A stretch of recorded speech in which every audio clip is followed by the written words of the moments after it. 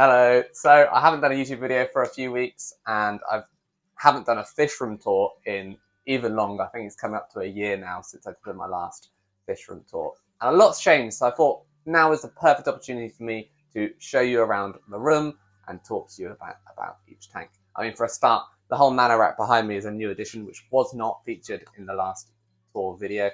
Got a lot more tanks, a lot more to show you. So yeah, hope you enjoy. So to start the tour, I'm going to talk about the Knifefish tank. Obviously, I have done a video on these species very recently, so you probably know quite a bit about them already. So I'm not going to go into detail about the actual fish. I'm going to go into detail about the tank and the layout and all the equipment that's used to maintain them. If you want to know more about the fish, obviously check out the Knifefish video that I uploaded a few weeks ago. So yeah. Anyway, the tank is a Fluval Roma 200, so that's 200 litres. It's a metre long, I think about 40 centimetres front to back and 50 centimetres high, around that. It's lit by a Fluval Aquascape. There's a bit of a theme here that it's all Fluval. The Aquascape is really important because it has that sunrise sunset setting that you can control from your phone, which is really important for these nocturnal fish. Gives me a chance to see the fish. Obviously, these nocturnal fish don't come out when it's light. As you can see, there's none to be seen at the moment. Having that dawn and dusk phase really helps me have a chance to actually see and observe these fish because they do come out during those times. It's filtered by a Fluval 306. These fish can be quite messy because they are fed exclusively on live and frozen foods. So having slightly overspec filter was quite important. Obviously, that does mean there's slightly more flow than perhaps is ideal for some of the slower moving species, but in this size tank I don't actually find it is too bad. Maybe just after it's cleaned, but it soon gets clogged up with a bit of botanical stuff and slows it down slightly. Not advising that you do have clogged up filters, but it's just, it allows for it, let's say. The tank's dominated by one big bit of bogwood, which is sort of like a tree stump reaching into the waters. There's a few river cobbles around the base of that, and then a lot of botanicals. Now, the botanicals are a mix of oak leaves, oak twigs, and a few seed pods that I had spare. I generally just use what I have a lot of for this tank. There's no real theme to it. The planting is all Nymphoides species Taiwan. Lilies are all around these sorts of slow-moving habitats in the southern reaches of South America, so that was definitely what I wanted to replicate. I couldn't get the species that was Biotope correct, which was, I think, Nymphoides indica. I couldn't get hold of them, so I went for the one that is readily available and slightly smaller leaves, so it's slightly more to scale for this tank. There are some water lettuce and frogbit at the top as well, floating on the surface. These don't grow brilliantly. They do have quite a lot of holes in the leaves because I run this tank as quite a nutrient-poor system because that's what they're used to in the wild. It does mean, yeah, they're not in the best of conditions, but they do help to suck up any spare nutrients, and it sort of gives me an indication before the Nymphoides starts to struggle that I need to start fertilizing. The final thing to say, I guess, is that this obviously little tube here stuck to the front of the tank is for collecting eggs. It doesn't look great, but this is a fish room. This tank is to breed these fish. It's not to look so pretty. So this is in it here just to collect the eggs. So yeah, just ignore that bit.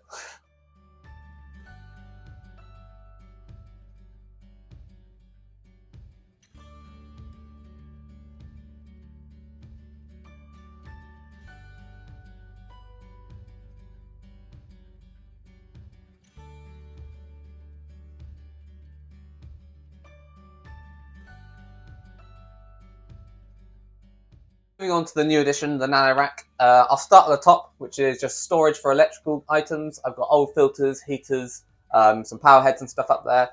Obviously, I can't put any tanks up there, so it's just a good little shelf for storage. At the moment, it's a bit of a mess, but maybe I do want to have some boxes to box all that up, so I have a box of heaters, box of filters, and sort of organise it a little bit better.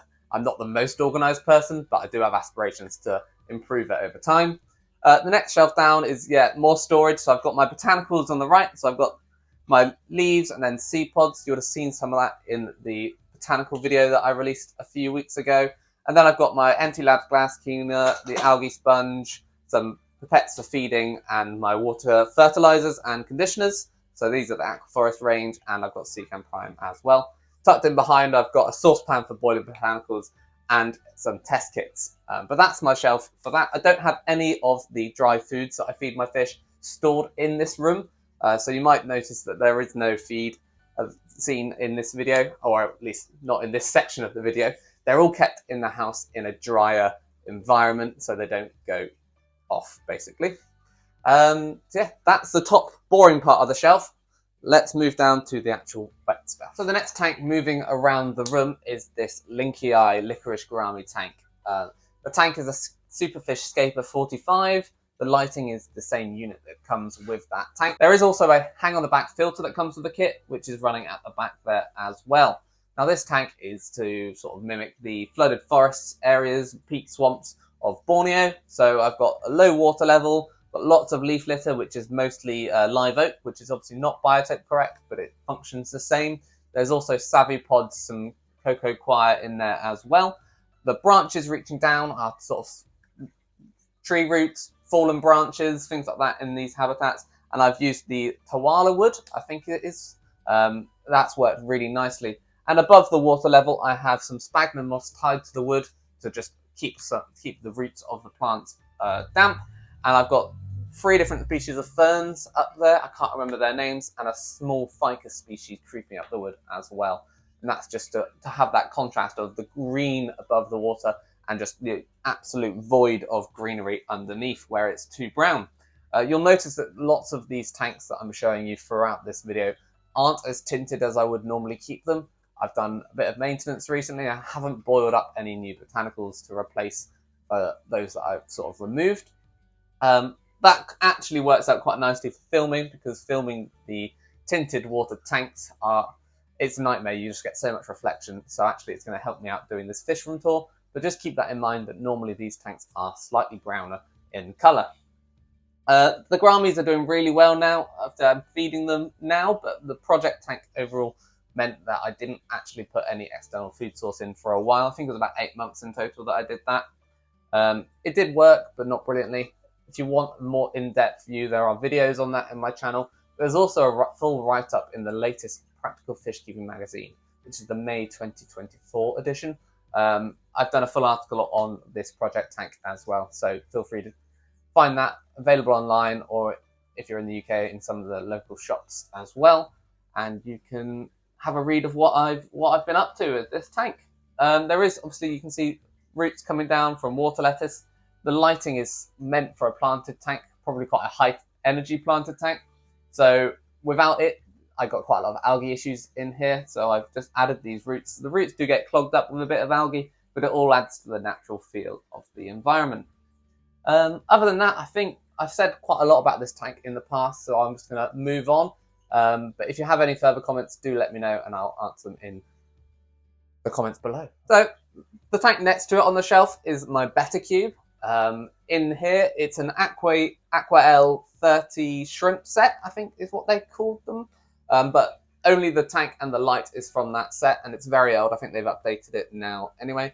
It's technically, I think, not quite, well, it's definitely not quite a cube. It's 30 by 30 by 35 centimeters, so it is a bit tall, but I do have a gap of about 5 centimeters at the top. 1, to keep it as a cube tank, and 2, because Betta's, that is the inhabitant in here, like that humid, warm air pocket above the water surface, and this little layer with the glass lid does help that. Obviously, I've added this glass lid. I broke the one that came with the tank, just to keep the fish from jumping out, because this is the Betta imbellis. It's a wild Betta, and they are prone to jumping out. It doesn't look the best, but it functions, and whenever I want to do photos or videos, I would normally take it off, but in this instance, I wanted to be open, honest, and show you how this fish room really works on a day-to-day basis, so I've kept it on for now. The Betta, he's called Slav. He's a wild Betta imbellis. He's an F1, so not, in theory, shouldn't be a hybrid at all, and is actually what they look like in the wild. Not as colourful as some of the other ones you'll see on social media, and clearly not as brave either. He's not out and about begging for food very often, but he's a lovely little chap, and I'm super glad I got him. And I'm keeping him in this sort of hybrid style aquascape with botanicals to show that you can combine attractive planted aquascapes with botanicals with wild looking fish. They don't need to be all bright, beautiful bettas. You can branch out and try something different. Anyway, what's inside the tank other than the fish? We have some Neocaridina shrimp just to keep it a little bit tidy. We have one piece of wood, which is barely visible these days. We've got beach leaves, which I've collected locally, and beach seed pods and jacaranda pods, I think they are. But yeah, I'll put that on the screen when I remember. At the back, we've got lots of Limnophila, and there are some Elychoris, the taller hairgrass, at the back, which you can't also really see. The Limnophila is sort of taken over. On the wood, we have Bucephalandra fea and Anubias bonsai, and then lower down, we've got Lobelia cardinalis and Dwarf Sagittaria. It's a nice little tank. The plant's doing really well, given that it's quite a low energy system. As you can see, the Limnophila is reaching right up to the surface and needs a trim soon to stop shading the other plants. And the boost has flowered in this tank. It's the only tank that I've managed to get boost to flower in, so that's really a positive in showing that this tank is functioning well. Hopefully the Betta will come out at some point and I'll be able to show you some close-ups of him.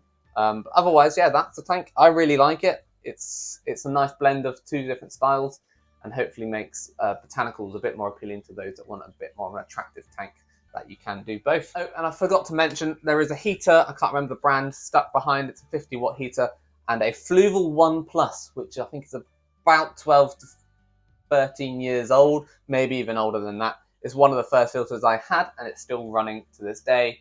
And I've been keeping fish for 15, 16 years now, I think it is. So yeah, this filter, it's old, you can't buy it anymore, but it's fantastic.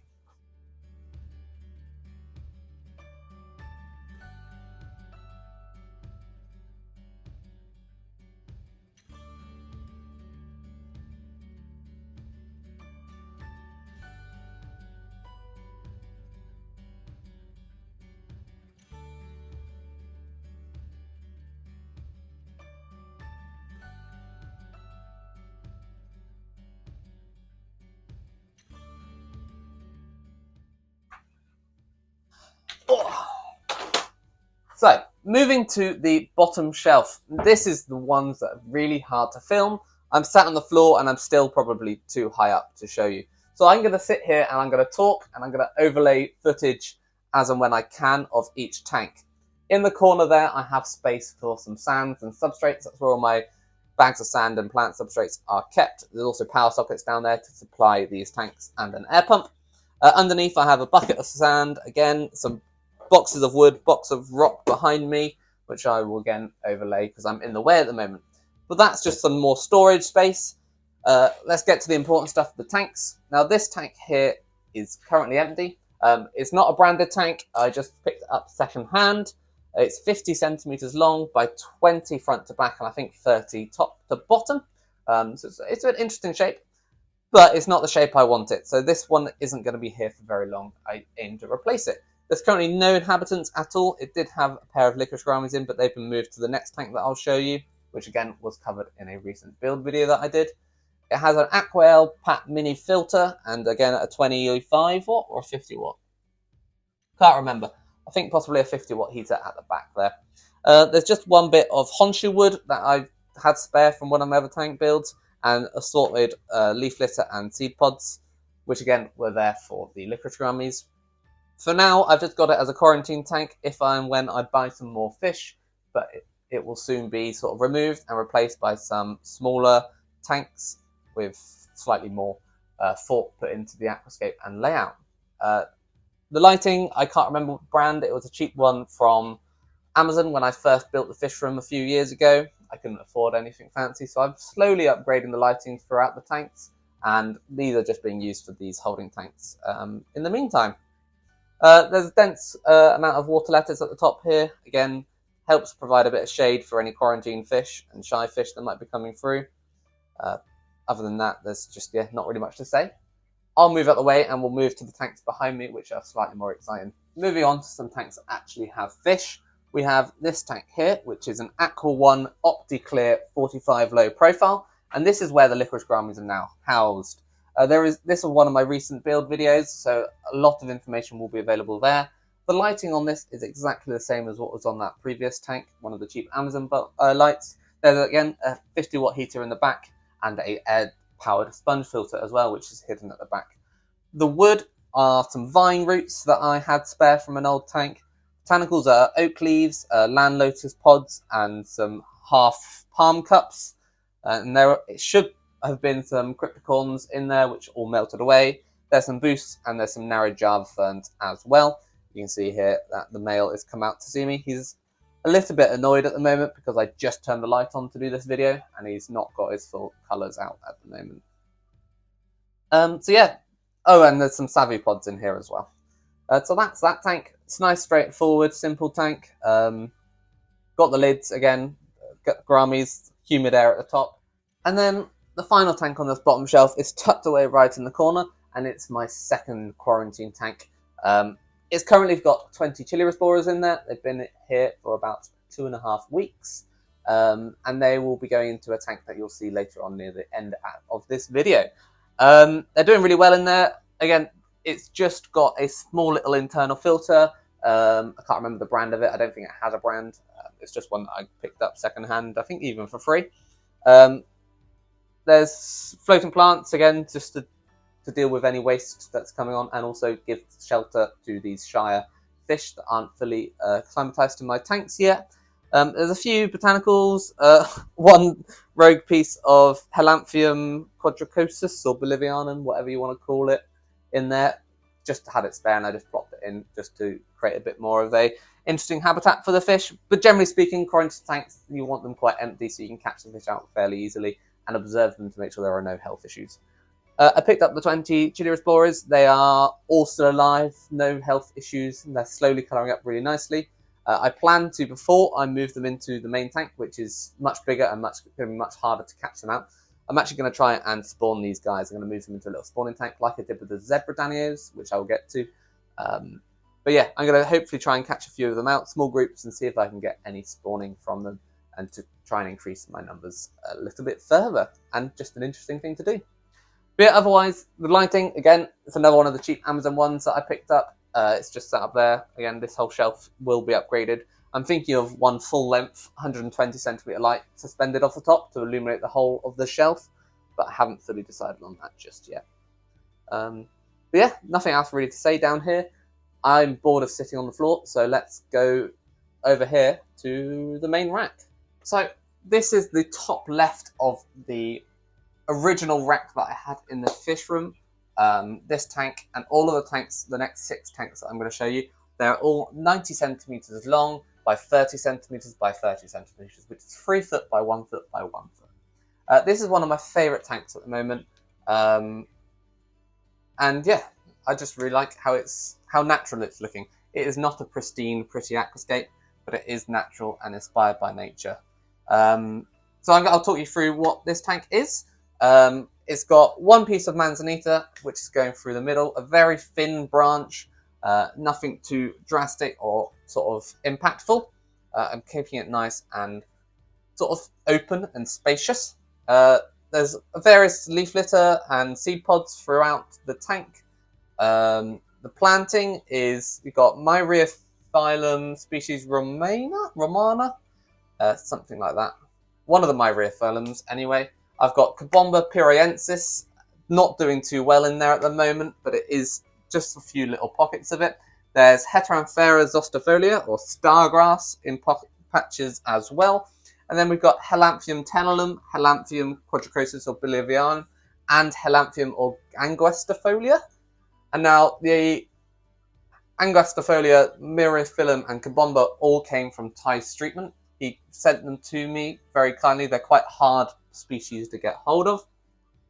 And it was really kind that he sent them to me for this little tank, because this tank was very much inspired by some of his works. With the sort of random placement of the planting and the botanicals and also some open space. It was very much inspired by a lot of his works. So it was nice to use some of his plants, some rare species of plants in this layout. The fish, we have the green striped pencilfish, Nanostomus merilinei, something like that. We've got green neons, Paraclaridon simulans, and there are a few ruby tetras from an old shoal that I've got. Now the ruby tetras are I think, at least 5 years old now, so there's not many of them left, unfortunately. But they just add little pops of orange colour when they do come out. The light is a Superfish Scape 93.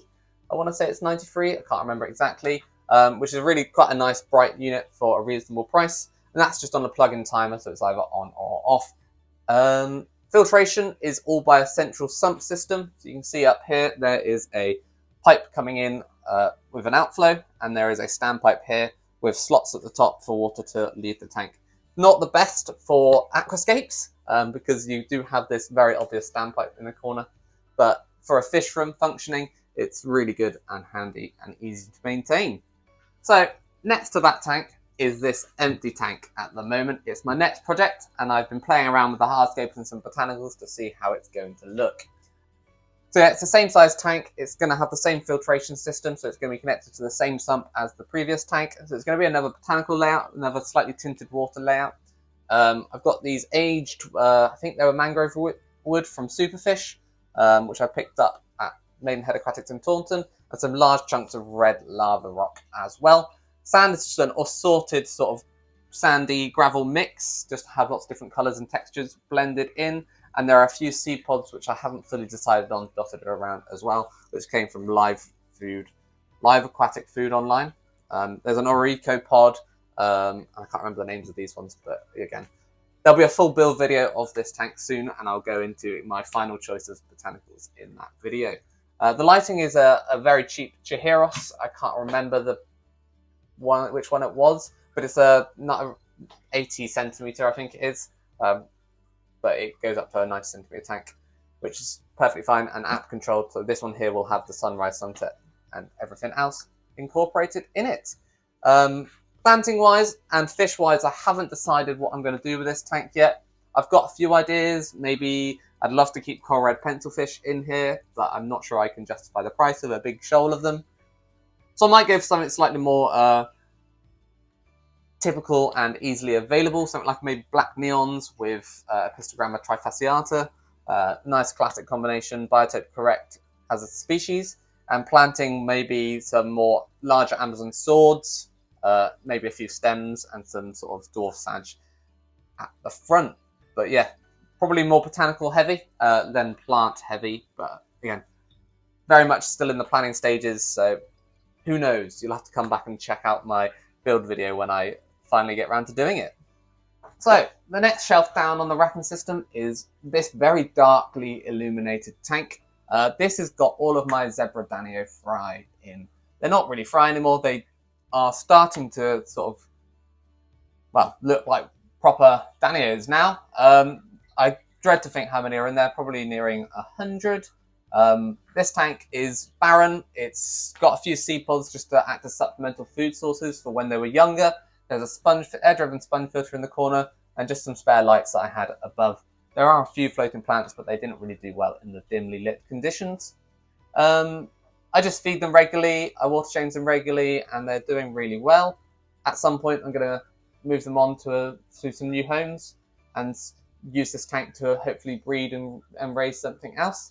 So there's not much else to say. This tank has the capabilities to be linked up to that same sump that the two tanks before are linked to. But I've currently isolated it off because this tank is obviously getting fed so heavily and producing a lot more waste. And also these fish aren't so keen on the very low pH blackwater environments that the other species that I'm keeping on this system are. So I've isolated this and got that independent sponge filter, which is much more suitable for rearing fry in. But yeah, there's not much else to say in this tank. It's very dark and not very easy to see. I can see myself in the reflection really well, but that's about it, really. This tank is also very dark. There's a streak of water marks here as well. But this tank is also very dark, so you're getting quite a lot of glare from down below, which we'll get to in a second. But this tank is full of Java fern and full of water lettuce and Amazon frogbit, and also a bit like the Knifefish tank, full of a variety of botanicals, but mainly oak along the bottom, with a few bits of Java moss just growing in between, giving that sort of natural vibe to it. Hiding somewhere in there at the moment is a group of 10 six-banded barbs, Desmopuntius hexazona. They are absolutely beautiful, but really, really shy, and I don't know why. I think they probably quite like some tank mates that are a bit bolder and braver to help them come out, which I'm still planning and thinking about, but I haven't fully made up my mind. I'm not going to do anything with them yet, because this tank is the next one that's due a rescape. So as you can see, I've redid the top 2 tanks recently. The next one to do is this one. And that'll be all 3 tanks which share the same sump. So this one here is linked up to that sump as well. All rescaped. These were the first tanks that I built 2 and a bit years ago when I built the fish room, and they are not the best. I didn't have the money or the time to make them look pretty. They were much more functional than attractive. So yeah, this is the next tank that's going to be rescaped. I'm not sure when I'm going to do it. I'm not sure what I'm going to do, but it's definitely going to be built around these 6-banded barbs because they are beautiful, and hopefully bring them out and be even bigger parts of the fish room. The light on here is another fluval aquascape, so it's plenty powerful enough for the floating plants to really thrive and block out the light from lower reaches, so I don't get any algae really on the wood or the botanicals below. I would have thought that the darker sort of conditions from the floating plants would help the fish feel secure and come out, but it hasn't really helped at all. But yeah, not going to go any more detail into this tank because it's not going to be here for too much longer. Look out for a rescape build on this tank in the near future. I say near future, it's probably going to be months away, but it will come and will happen soon. Back down to the floor for the bottom 2 tanks of the original rack, and this is my sort of fast-flowing Rio Orinoco inspired tank. It's mostly river cobbles with just a few large twiggy pieces of wood that have fallen in, covered in algae and detritus and all the good stuff that settles out.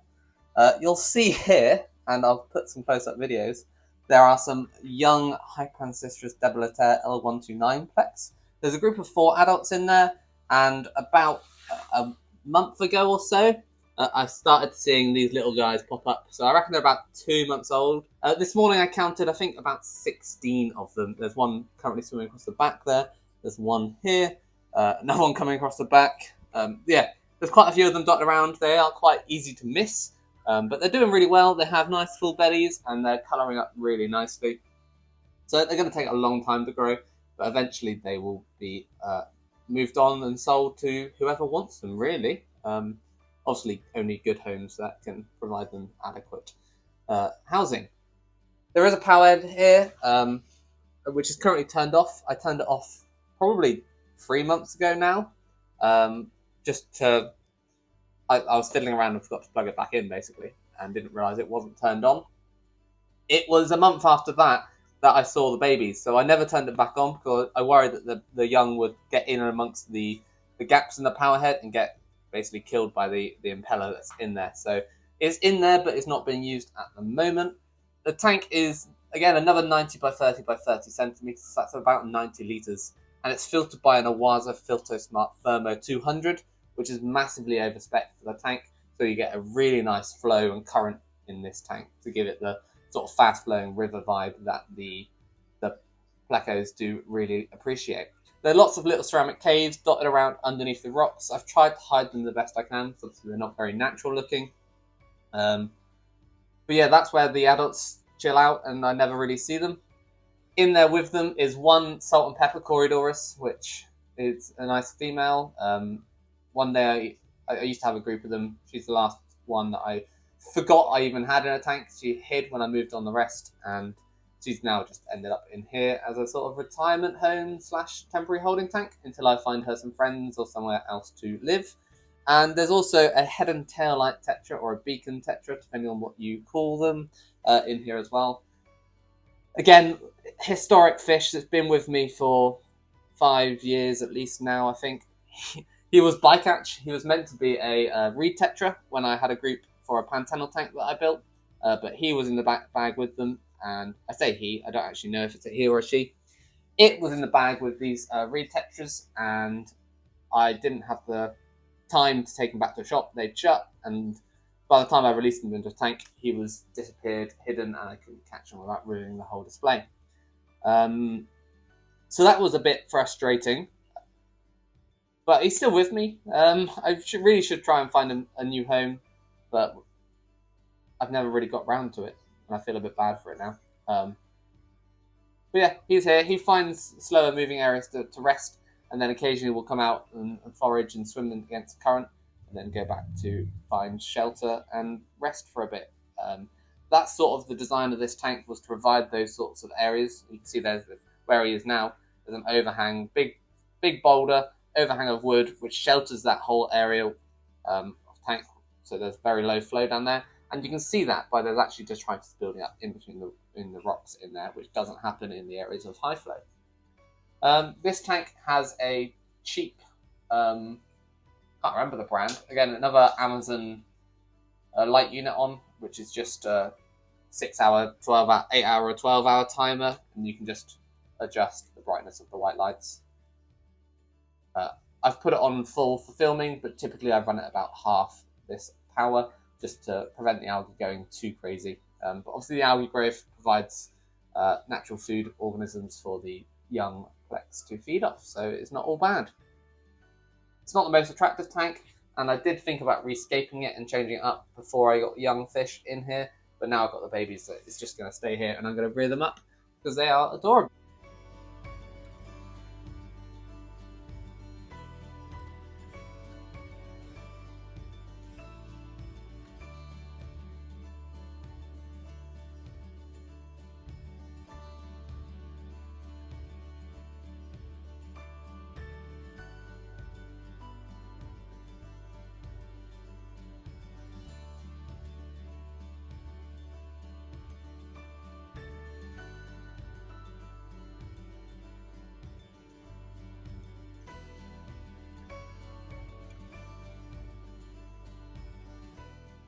Next to this tank is one of my plant-dominated scapes. Most of my tanks in this room have some sort of botanical use. This one does not have anything. In here are my clown killifish, Epiplates annulatus, and these orange hatchetfish, or danios, which are a new addition, which I picked up during a fish shop tour with Fish Shop Matt. Lots of fish shops going on. They're slowly colouring up really nicely, and like I said earlier, I'm going to attempt to breed the chili rasboras. Once I've tried it with those and moved them into their home tank, I'm going to try and breed these guys as a next project, because I think an even bigger group of them in this tank will look really nice. This is meant to be a sort of a plant farm tank where I put cuttings of plants that I don't want to fully throw away, and just keep them ticking over. At the back, I've got pearlweed, Hemianthus micranthomoides. It's an absolute pain. It grows so quickly and takes up so much of my time cutting it back. I did a real heavy trim, I think a couple of days ago, maybe last weekend, and removed the big chunk, which you can see there's this big empty negative space behind this rock here, which was before full of pearlweed reaching all the way up to the surface. I trimmed it all back and removed that area as well, because I'm going to slowly replace the pearlweed. I just don't think I'm ever going to use it. Next to that, I've got limner filler cuttings from the Betta tank. Actually, it was in here before it went into the Betta tank. All of the stuff from the Betta tank were cuttings that were produced from the farm tank. In amongst that, I have a few bits of the Myriaphyllum, species Romane, I can't remember the name. Myriaphyllum, just little sprigs, just in case it didn't do well up in the top tank, but I had some cuttings here as well, just as a backup. More Jala Fern Narrow, more Anubias Nala Bonsai, some Bucelanda Kedagang and Katerina. I've got Helanthium quadricosus or Bolivianum, whatever you want to call it. I've got Helanthium Tellalum. I've got Dwarf Sagittaria. I've got a little bit of Lobelia there. I've got some Cryptocorn Willisii here. Yeah, just a mix of all sorts. And then I've got this really nice Cryptocorn Balance, which has turned lovely red in this tank, which I haven't got to go red in any of my other scapes, because this is slightly higher light. Again, this is another one of the Superfish Scape 93 lights, which is quite high powered, and only having, less than 30 centimeters of water. There's really high levels of light all the way down to the substrate, which you can see this green tinge of algae all the way along where there aren't any plants, is because it's such a high light environment. And same with the wood and the rocks where there aren't plants covering and shading it. There's just patches of green algae all over it. Tank also had lots of Neocaridina. They're rillies, blue rillies and red rillies mixed up. They just keep ticking over. And again, almost like a shrimp farm tank. I can pull them out of here quite routinely and give them to other people and put them into other tanks as and when I want to. The tank is filtered and heated by the Awaza BioPlus Thermo 50, so it's slightly under spec for the size tank. It should be for 50 litres. This is 90 litres, but again, the killifish don't like too much flow, so I got slightly under spec. And also the shallowness of the tank. And a bigger version of that tank filter is too tall for this size tank, so that was the one that I went for. I'm trying to hide it slowly in the corner here by the limnophylla growing up, but it seems to want to grow over here really well, but not over here very well. Maybe too much flow over here, I'm not too sure.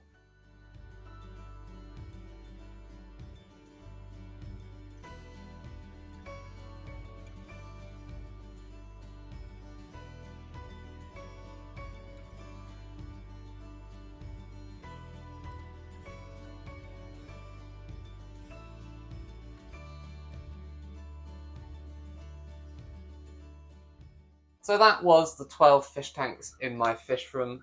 Obviously you can see it's not the biggest of spaces, and I've done really well to cram this much into this little room. I did originally have plans to put a little desk in here so I could write some articles, do my photo editing out with the fish, but in reality that was never going to happen, was it? I was always going to fill it up with as many tanks as I possibly could. I do have 2 more tanks to show you, which are inside the house. They're the ones I spend more time with, I guess, and people that visit the house see. So let's go and finish the tour by showing you inside and what I've got in those tanks. Now I'm inside next to my AquaOak tank. So this is the 110 doors and drawers model. I think this is only available in the UK through Maidenhead Aquatics or fishkeeper.co.uk. Now this room is the worst for filming in because it's either really bright, which it is today, and great for filming me talking, but you cannot see inside this tank. Or it's really dark, you can't see my face, you can't see anything about me, but you can see the fish. So what I'm going to do is I'm going to film me talking with the tank quite dark behind me, even though the lights are on, I promise you, there is lights. But I will overlay with plenty of footage, close-ups and stuff like that, which I will take and film later on when it's dark out tonight. So that's the plan. Dougie's just come in to see me. Hello. So this tank, yeah, like I said, it's a 110 doors roll. It's about 200 litres. I think it's 45 centimetres by 45 centimetres by a metre, the actual glass tank. I can't remember exactly, but I will look it up and I'll put it in the screen for you all. It's lit up by 2 aqua ray lights from Tropical Marine Centre, or TMC, and 1 small fluval aqua sky as well. So I've got 3 different light units on there to give different sort of highlighted areas of the tank. I would quite like to one day replace that with maybe some of the Superfish Scaper lights to try and get some of the balancei in here to go red, because I do have that Crypticon balancei in this tank as well. And that is all up the sides, both ends of the tank, draping over. I think the blades of the leaves are now sort of 60, 70 centimetres long, if not maybe even closer to a metre.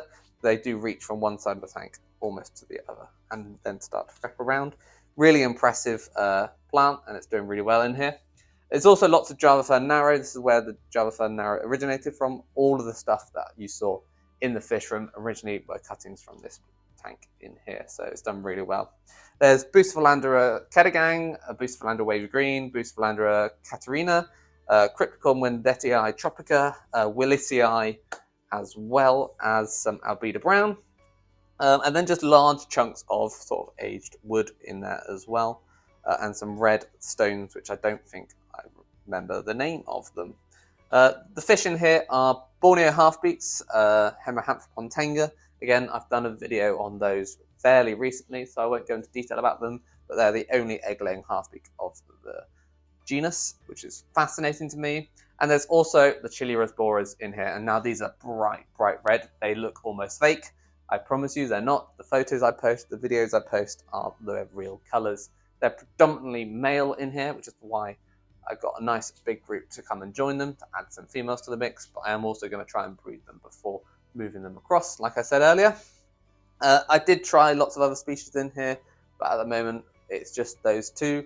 I have a few ideas, maybe some coolie loach across the bottom, and something else, maybe some neon blue rasbora, or again, I really do want some sort of wild Betta or gourami in here, but I'm not sure. They didn't do well last time, so we'll have a think about that. If I ever have luck breeding licorice gouramis that I've got out in the fish room, I would put the offspring in this tank for sure. They'd look really good in here, darting around the bottom. But I just want some interest near the bottom of the tank, because it's not that exciting at the moment. There are botanicals in here, but a lot of them have broken down. They do need a lot more to top up. At the moment, there is live oak leaves, staculia pods, or Buddha nuts, whatever you want to call them, and schema pods as well. I think that's it that's in there. And there is loads of floating plants, lots of water lettuce, lots of frog bit as well, to add to the sort of dynamic surface that these species of fish really require to thrive. The tank is filtered by a Biomaster, I think it's a 250 thermo, which is tucked away in the corner here. I've sat it on some polystyrene to reduce vibrations, because obviously this is in our living room and we don't want to annoy my fiance or any guests that come around. Loud vibrations is not going to be very popular. But yeah, it's a lovely little tank. As you can see, there's so much space here. It could have a massive sort of 2-meter tank, but I'm not sure I'd get away with that just yet. So yeah, that's this tank.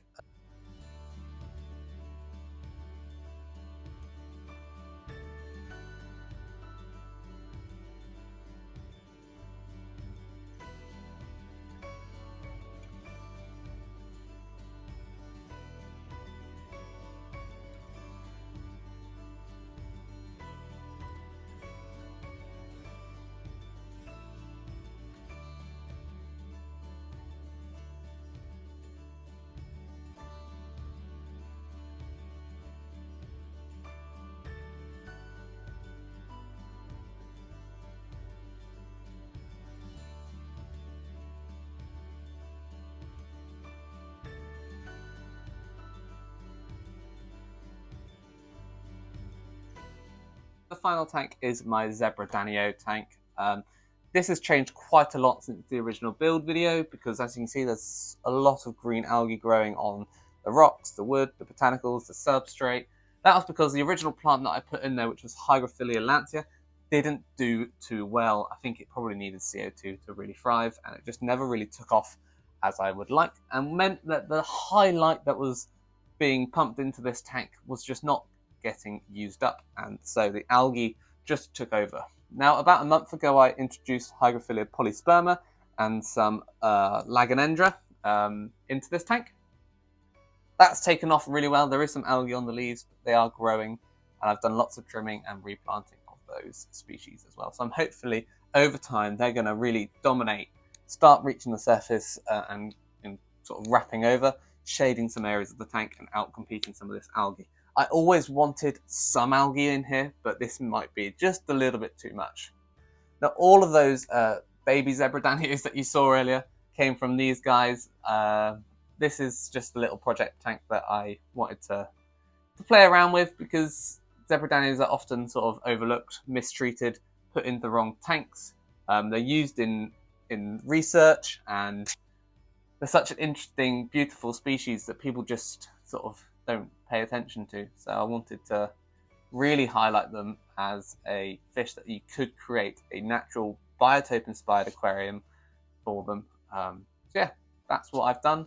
The tank is an Aqua Ultrascape 60. It comes with a light unit which has 3 bulbs in, which are independently controlled, so I can reduce the lighting as and when I want to. It's filtered by another Awaza biomass.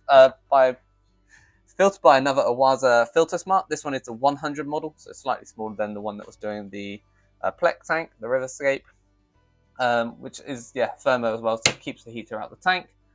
And I've gone through the plants and the fish. The botanicals are cocoa curls, pericarm pods, and some schema pods. There's no leaf litter at all, just seed pods.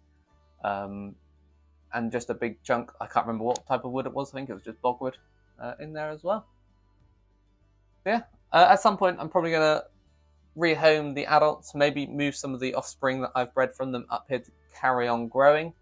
But this tank will not be here forever. I do plan to rescape it one day. Potentially next time finally start playing around with CO2 injection and do a Pantanal inspired, using some of the photos and videos that Ty Streetman posts very regularly, and do a sedge tetra tank again, which, combining some botanicals and some aquascape techniques, could really look really nice, and use a lot of his inspiration and expertise to help guide me along. So yeah, that's potentially my next plan with this tank, but for now I want to get this tank back to looking good and the plants really growing in well. And maybe one day some of these cuttings will end up in the plant farm tank, so I don't have to remove this from my collection. I hope you enjoyed the video. Throughout it, I got distracted by looking at the fish while talking, so you'll notice that I don't actually look at the camera too often. I apologise for that. It's not that I wasn't ignoring you, it's more that the fish are just more interesting, which I'm sure you agree, and hopefully I'll overlay so many pictures and videos of the fish that you won't even notice that I wasn't looking at the camera. But hey, I'm not going to retake it now because I've already had to retake this video once because I realised my microphone wasn't working and there was loads of background noise.